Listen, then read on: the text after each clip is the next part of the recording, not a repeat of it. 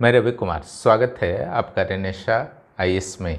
जैसा कि आपको पता है कि 11th जेपीएससी के मुख्य परीक्षा हो चुके हैं और इसके रिजल्ट नहीं आए हैं, लेकिन इसका अर्थ यह नहीं है कि रिजल्ट कभी नहीं आएगा। रिजल्ट तो आना ही है, इंटरव्यू होना ही है और उसके बाद जो आपकी अगली चुनौती रहेगी इंटरव्यू की, उसके बाद फाइनल रिजल्ट भी आएंगे।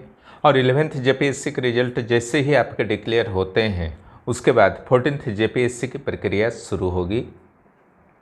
और मैं बार बार बता रहा हूं कि 14 जेपीएससी के नोटिफिकेशन का वेट मत कीजिए। जिनका भी टारगेट है कि 14 जेपीएससी को देना है, हमारी सलाह रहेगी कि अभी से तैयारी कीजिए। जिनकी तैयारी काफ़ी अच्छी है वो थोड़ा बहुत इंतज़ार कर सकते हैं, लेकिन अगर सिर्फ 14 जेपीएससी ही आपका टारगेट है, जिनका तैयारी पूरा हो चुका है जेपीएससी का, तो कुछ कुछ करते रहिए, इंतज़ार करने की नहीं ज़रूरत है। आज के इस वीडियो का ही उद्देश्य है कि 14 जेपीएससी की तैयारी के दौरान आपको क्या क्या सावधानियां रखनी चाहिए ताकि भविष्य में किसी तरीके की समस्या का सामना न करना पड़े, न ही प्रारंभिक परीक्षा में, न ही मुख्य परीक्षा में और न ही इंटरव्यू में। 14 जेपीएससी का जहाँ तक सिलेबस की बात है तो सिलेबस जो पहले से चला आ रहा वही रहने वाला है, यानी कि सिलेबस आपके पास प्रारंभिक और मुख्य परीक्षा का उपलब्ध है। उसके अनुसार आपको तैयारी करनी है और तैयारी कर अपने आप को परफेक्ट बना करके रखना है आगामी प्रारंभिक और मुख्य परीक्षा के लिए। यहाँ पर क्या क्या सावधानी रखनी है उस पर हम लोग विशेष रूप से आज चर्चा करेंगे। जैसे अभी मुख्य परीक्षा की तैयारी आप कर रहे होंगे, किन्हीं का रणनीति होगा कि प्रारंभिक परीक्षा किया जाए, लेकिन यहाँ पर जो भी जुड़ते हैं, जो भी स्टूडेंट्स जुड़ते हैं, उनको यही सलाह दिया जाता है कि सारे चीज़ों की तैयारी एक साथ कीजिए, है ना। प्रारंभिक परीक्षा, मुख्य परीक्षा, इंटरव्यू को छोड़ करके आंसर राइटिंग प्रैक्टिस, ठीक है।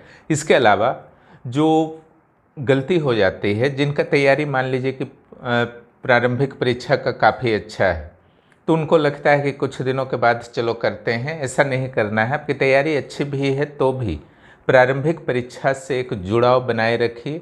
इसका लाभ आपको जो मिलेगा, मुख्य परीक्षा में आपको जैसा कि पता है झारखंड में 160 मार्क्स का एमसीक्यू भी पूछा जाता है, तो निरंतर अगर प्रारंभिक परीक्षा की तैयारी आप करते रहेंगे तो 160 मार्क्स में आपका एक प्लस पॉइंट निश्चित रूप से जाएगा। इसका अर्थ नहीं है कि प्रारंभिक परीक्षा का आप तैयारी कर लिए तो मुख्य परीक्षा का एमसीक्यू का तैयारी अपने आप हो गया, ऐसा नहीं होता है। उसको तो अलग से आपको करना ही होगा।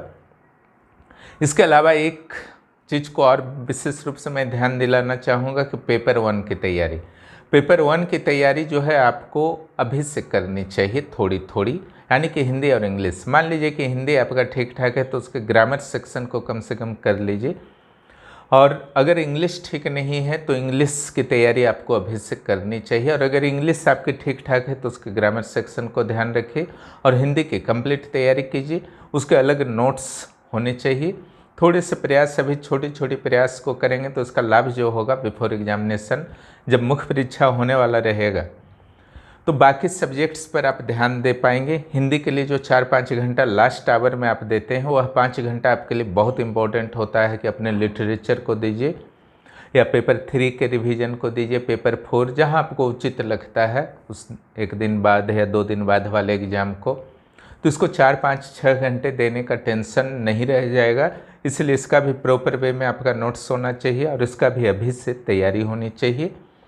और प्रैक्टिस की जहाँ तक बात है कि पेपर 1 का क्या प्रैक्टिस किया जाए, तो जो आया हुआ एग्जाम्स में है उसी को आप प्रैक्टिस कर सकते हैं। 3-4 एग्जाम हो ही चुके हैं झारखंड में नए सिलेबस के आधार पर। एक चीज़ और यहाँ पर ध्यान देना है, आंसर राइटिंग। आंसर राइटिंग आपको निरंतर करना है और अभी से करना है। और एक चीज़ ध्यान देना है, आपके अक्षर में मुख्य परीक्षा के और प्रारंभिक परीक्षा के नोट्स होने चाहिए, जो कि आपको आपके रिजल्ट को कंफर्म करेगा फ्यूचर में।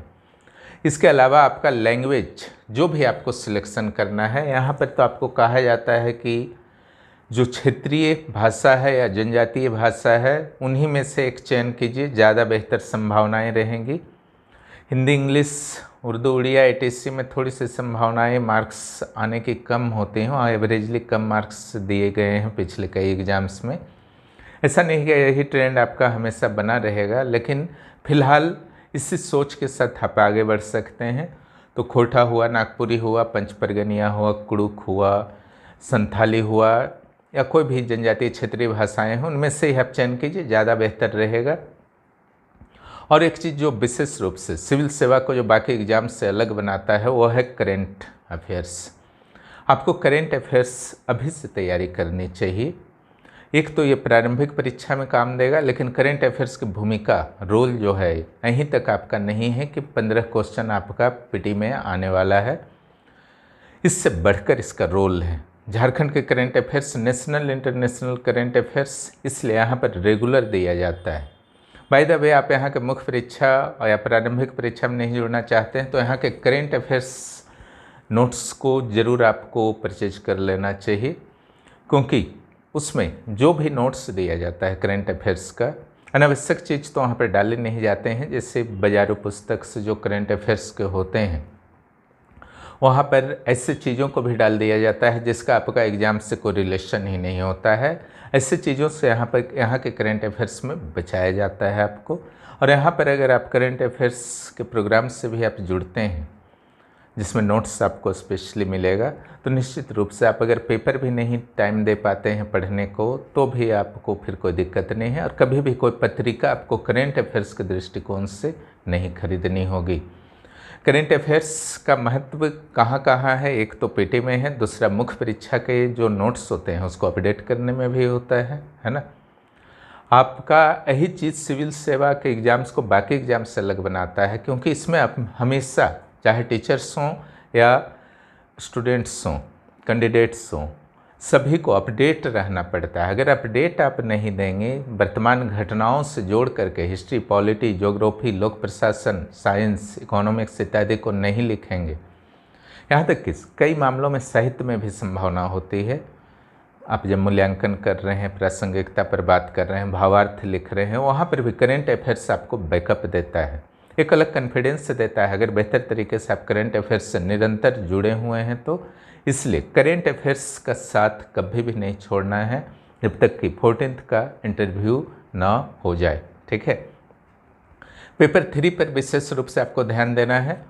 पेपर 3 में ध्यान देना है कि 4 सेक्शन को आपको कंप्लीट करना है और 4 सेक्शन में सिलेक्टेड करना है। हालांकि यहाँ पर ध्यान रखना है कि इसके MCQ सारे करने हैं। एक विशेष ध्यान देने का जो स्थान है वो है आपका पेपर 6। पेपर 6 में 500 to 600 वर्ड्स में ही आपको आंसर लिखने हैं, तो उसका अलग से प्रैक्टिस करना होगा। यहाँ पर आप 750 वर्ड्स के आसपास में कर सकते हैं पेपर 3, 4 और 5 में, क्योंकि 4 ही क्वेश्चन यहाँ पर लिखने हैं। लेकिन वहाँ पर तो आपका लिमिटेड है, वहाँ पर 500 to 600 नहीं लिखेंगे तो 5 क्वेश्चन भी नहीं लिख पाएंगे। इसका ध्यान वहाँ पर रखेंगे। पेपर 6 में एक आपका पेपर 4 है जिसमें लोक प्रशासन और पॉलिटी है। 6th JPSC में दोनों सेक्शन से 2-2 क्वेश्चन लिखने को दिए गए थे, उसके बाद से किसी एक सेक्शन में कहा जा रहा है लिखने को। लेकिन हमारी सलाह रहेगी कि दोनों सेक्शन का बेहतर तरीके से तैयारी करके जाइए। 60-70% सिलेबस, वहाँ एक आपको सावधानी रखना है। MCQ, एक तो आपका प्रारंभिक परीक्षा की अभी से तैयारी करेंगे तो MCQ की तैयारी आपकी होती रहेगी, लेकिन मुख्य परीक्षा के लिए MCQ को भी स्पेशली तैयार करना है, इसका विशेष रूप से ध्यान रखेंगे। यहाँ पर MCQ के भी टेस्ट अभी से ही शुरू कर दिए गए हैं। डेली टेस्ट और वीकली टेस्ट तो होते ही हैं, उसके अलावा MCQ के भी टेस्ट टॉपिक वाइज हो रहे हैं। कोशिश की जा रही है कि आपके सारे सिलेबस से रिलेटेड MCQ को अच्छी तरीके से कवर करा दिया जाए, ताकि वहाँ पर बाकी कैंडिडेट्स की अपेक्षा आप 2 कदम आगे रहें। इसके अलावा कुछ और चीज़ों पर भी ध्यान देना है आपको। दूसरों से तुलना कभी मत कीजिए। सिविल सेवा के दौरान अपने आप से तुलना कीजिए। अपने आप से कैसे तुलना कर सकते हैं? तो सिंपल सी बात है कि आज जिस स्टेटस में आप थे, जिस सिचुएशन में थे, तो रात को अगर आप सोने को जाते हैं अपने बेड पर, वहाँ पर सोचिए कि आज आपने क्या क्या गेन किया, क्या क्या पॉजिटिविटी आई, क्या क्या वैल्यू ऐड किया आपने। हर दिन अपने आप को पिछले वाले दिन से बेहतर बनाइए, वो सबसे बेहतर डिसीजन होता है। दूसरे से तुलना करके कुछ नहीं मिलता है। यहाँ पर आपका रिलेटिविटी का पूरी तरीके से थ्योरी जो है लागू होने लगता है। अगर किसी कमज़ोर कैंडिडेट, दुर्बल कैंडिडेट से आप तुलना करेंगे तो अपने आप को बेहतर कंडीशन में पाएंगे। किसी फास्ट कैंडिडेट से तुलना करेंगे तो अपने आप को थोड़ा सा वीक फील करेंगे कि हमारी तैयारी तो बेकार है। इसलिए ऐसा नहीं करना, अपने आप से कीजिए और हर दिन कुछ बेहतर करने का प्रयास कीजिए। छोटे छोटे टारगेट्स बनाइए हर दिन और उसको फुलफ़िल कीजिए, और एक बड़ा टारगेट भी साथ में रखिए। ये दोनों चीज़ आप लेकर के चलेंगे तो मुश्किल से आपका 1 साल का ये सिलेबस होता है अगर स्ट्रेटजी से चलिए, अन्यथा 5-10 साल भी जेपीएससी के सिलेबस के लिए कम पड़ते हैं। यानी कि ओवर कॉन्फिडेंस नहीं होना है। हो सकता है कि पिछली बार आप इंटरव्यू दिए हों या फाइनली क्लियर कर गए हों, लेकिन इसका ये गारंटी नहीं हो जाता है कि इस बार आप पीटी भी पास कर जाएंगे। इसलिए सेल्फ कॉन्फिडेंस ज़रूर रखिए और एग्ज़ाम के हर चरण का, खास करके प्री एंड मेंस का बेहतर तरीके से तैयारी निरंतर और रेगुलर करते रहिए। और जिनका विशेष रूप से 14 जेपीएससी की तैयारी अभी तक आधी अधूरी है या शुरू नहीं किए हैं, दूसरे एग्ज़ाम्स से बचने का प्रयास करें, अन्यथा 14 जेपीएससी को तो भूल ही जाइए, फिर अगले जेपीएससी के लिए आप तैयारी कर रहे हैं, है ना। इसलिए इसका विशेष रूप से ध्यान रखना है। और जो एक चीज़ ध्यान रखना है, सेल्फ स्टडी तभी कीजिए जब आपको भरोसा हो कि आप कर सकते हैं, सही दिशा में आप जा रहे हैं। अंधेरा में मत बढ़िए, कुछ पता नहीं है, कुछ भी बुक कहीं पर कुछ यूट्यूब चैनल में देखें, तुरंत बुक खरीद के ले आएँ, 4 पन्ना पढ़ें, फिर कोई और बुक, कोई और गाइड। इस तरीके से तैयारी सिविल सेवा का नहीं होता है। सेल्फ स्टडी, घर में कोई गाइडर हैं, कोई पास आउट हैं, वो उनके गाइडेंस में आप पढ़ रहे हैं, या फिर किसी तरीके से आपको लगता है कि हाँ सही दिशा में जा रहे हैं तो ज़रूर कीजिए। लेकिन अगर 1% भी डाउट है कि आपका दिशा क्या है, आपको खुद ही नहीं पता है, तो ऐसा सेल्फ स्टडी नहीं है। अपने लाइफ के साथ आप एक्सपेरिमेंट कर रहे हैं, अपने 1 साल को आप बर्बाद करने को जा रहे हैं, 1-2 साल। इसलिए किसी अच्छे बेहतर गाइडर के अंडर में आपको तैयारी करनी चाहिए। और NSIS से भी जुड़ सकते हैं, यहाँ पर आपको बेहतर गाइडेंस मिलेगी, लेकिन गलत गाइडेंस में मत जाइए, अन्यथा 3-4 साल कैसे पार हो जाएगा पता भी नहीं चलेगा, है ना।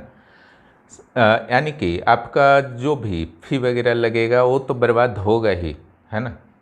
वो लेकिन बहुत बड़ा मैटर नहीं करता है, लेकिन जो बहुत बड़ा मैटर करता है, आपका उत्साह बर्बाद हो जाएगा, आपका एनर्जी बर्बाद हो जाएगा, आपका समय किल हो जाएगा, वो बहुत बड़ा मैटर करता है। इसलिए बहुत सोच समझकर यहाँ पर डिसीजन लेना है, इसका आप ध्यान रखेंगे। इन्हीं चीज़ों पर चर्चा करना था। 14 जेपीएससी में आपको क्या क्या ध्यान रखना है, और इन चीज़ों पर ध्यान रखेंगे तो निश्चित रूप से आगामी 14 जेपीएससी के फाइनल लिस्ट में आपका नाम रहेगा। और उसी टारगेट के साथ स्टडी कीजिए। और सबसे बड़ी बात है कि जो भी आपके जीवन का लक्ष्य है उसको हमेशा सोचा करें, दिमाग से कभी निकलने नहीं दीजिए, तो निश्चित रूप से आप उस ओर वर्क करने का प्रयास करते रहेंगे और सफलता सुनिश्चित हो जाएगी। प्रयास शुरू कीजिए, जिनका भी टारगेट में है इंतज़ार मत कीजिए। और NSIS 14 जेपीएससी के लिए सारी सुविधाएं उपलब्ध करा रहा है, पीटी का, मेंस का। और जब मेंस आपके हो जाएंगे तो इंटरव्यू के भी क्लासेस चलेंगे। अभी 11th जेपीएससी के इंटरव्यू के क्लासेस चल रहे हैं। यहाँ पेपर 3 से पेपर 6 तक के क्लासेस, नोट्स, लाइव क्लास, अगर आपके क्लासेस छूट गए तो वीडियो भी उपलब्ध रहते हैं। Test weekly and daily test चलते हैं। इसके अलावा पीटी के वीकली टेस्ट भी चलते हैं और क्लासेस भी चल रहे हैं। नोट्स कंप्लीट दिए जाएंगे, बाहर से बुक पढ़ने की ज़रूरत नहीं होगी। 12 से 13 क्लास आपके हर वीक में चल रहे हैं। इसका आप लोग भी लाभ उठा सकते हैं जिनको ज़रूरत लगे। जो भी इस चैनल पर नए हैं, चैनल को सब्सक्राइब करें और दोस्तों को भी इस चैनल के बारे में ज़रूर बताइए। वीडियो देखने के लिए बहुत बहुत धन्यवाद।